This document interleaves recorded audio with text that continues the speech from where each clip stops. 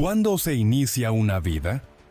Lo cual nos lleva nuevamente, y ahora sí, a la pregunta por el inicio. ¿Cuál es el origen de lo que llamamos la vida de Jesús? Insisto, eso es una elección arbitraria, pero todo me permite argumentar que podríamos tomar de la infinita sucesión de puntos que hacen a cuando empezó una vida, el momento en que los hebreos estaban en una espera de algo que jamás se concretaba. Jesús venía determinado por las claves de la cultura hebrea. Nació en esa cultura, y los hebreos estaban bajo una cuestión tan central como ancestral. Una espera de algo que no llegaba era lo determinante para ellos. Los hebreos esperaban un Mesías que nunca llegaba, que los tenía que venir a salvar. ¿De qué hablamos cuando hablamos de Mesías? Esperaban algo que no se sucedía y que ya llevaba, en la cuenta más benigna, 49 años de atraso. Muchísimo. ¿Por qué decimos que en la cuenta más benigna? Esto empieza en el libro profético de Daniel, capítulo 9, versículo 24 a 27. Ahí empieza la historia que en Cristo va a tener incidencia absoluta. ¿Por qué? Porque está lo que se llama la profecía de las 70 semanas. Libro de Daniel 9, 24 a 27.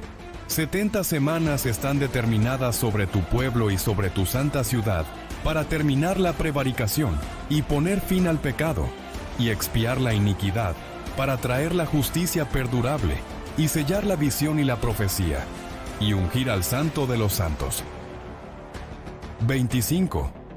Sabe pues y entiende que desde la salida de la orden para restaurar y edificar a Jerusalén hasta el Mesías príncipe, habrá 7 semanas y 62 semanas.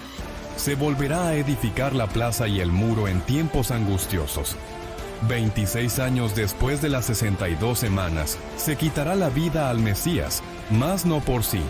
Y el pueblo de un príncipe que ha de venir destruirá la ciudad y el santuario. Y su fin será con inundación, y hasta el fin de la guerra durarán las devastaciones.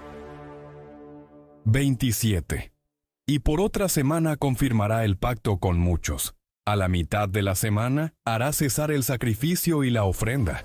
Después con la muchedumbre de las abominaciones vendrá el desolador, hasta que venga la consumación, y lo que está determinado se derrame sobre el desolador. Lo que importa es que ubica claramente que desde la orden para edificar y restaurar Jerusalén, tiene que venir el Salvador en 70 semanitas más. Por supuesto que entonces perder la fe o no, dependía de lo que escucharan en esa profecía que anunciaba algo que esperaban y que no llegaba, causando en ellos, por lo tanto, una desazón tremenda.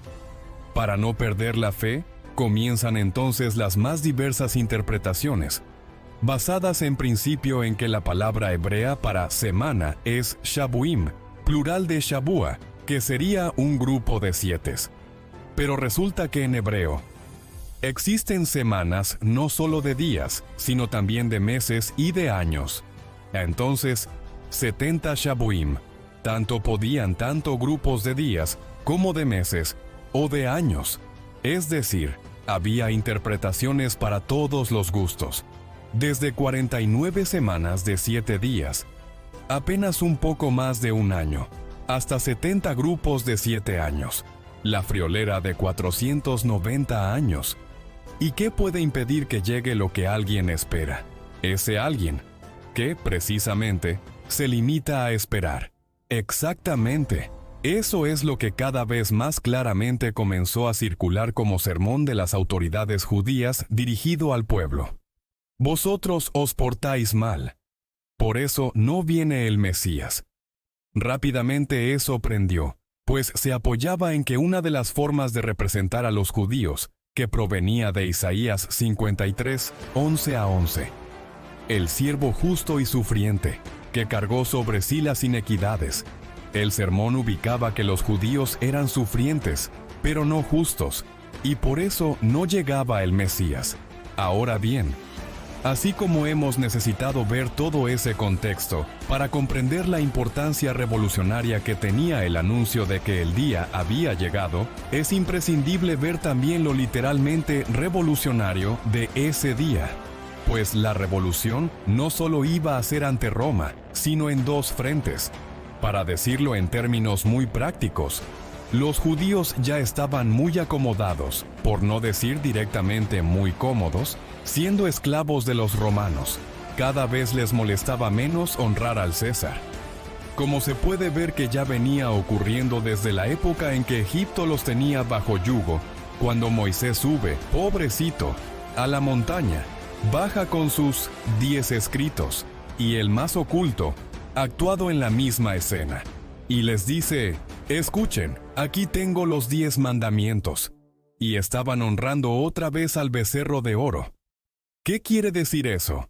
Que ya hacía unos cuantos siglos que les empezaba a molestar que Yahvé al final siempre estuviera enojado.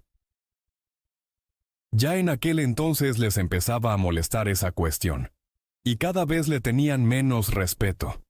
Y ahora estamos en la época romana, más de 10 siglos después, y Dios seguía enojado. Entonces los hebreos se rebelan contra Dios y le dicen: danos un rey como tienen todas las demás, no queremos un juez, nada más.